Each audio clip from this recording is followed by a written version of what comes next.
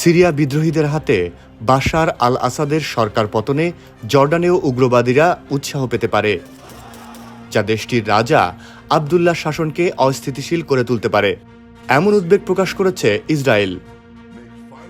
আজ রোববার ইসরায়েলি গণমাধ্যম কান নিউজের বরাত দিয়ে জেরুজালেম পোস্ট এই তথ্য জানিয়েছে। ইসরায়েলি মন্ত্রিসভায় সম্প্রতি এ বিষয়টি নিয়ে আলোচনা হয়েছে। আলোচনার কেন্দ্রে ছিল সিরিয়ার সংঘাত জর্ডানে ছড়িয়ে পড়ার বিষয়ে উদ্বেগ আশঙ্কা। জ্যেষ্ঠ ইসরায়েলি কর্মকর্তারা সতর্ক করেন, এ ধরনের ঘটনা ঘটলে তার প্রভাব ইসরায়েলেও পড়বে, কারণ জর্ডানের সঙ্গেই দেশটির সবচেয়ে বড় সীমান্ত। ইসরায়েলি নিরাপত্তা বাহিনী শিন বেটের প্রধান রোনেন বার ও আইডিএফের গোয়েন্দা বিভাগের প্রধান জেনারেল শ্লোমি বাইন্ডার সম্প্রতি জর্ডান সফর করেছেন।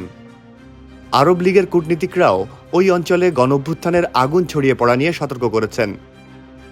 এ অঞ্চলের এক আরব কূটনীতিক জানিয়েছেন, সিরিয়ার পরিস্থিতির ওপর কড়া নজর রাখছে মিশর, জর্ডান ও আশেপাশের অন্যান্য দেশ। তিনি বলেন, সিরিয়ার বিদ্রোহী পক্ষের মনোভাব এখনো পর্যন্ত মধ্যমপন্থী হলেও তা যে কোনো সময় উগ্রতার দিকে যেতে পারে।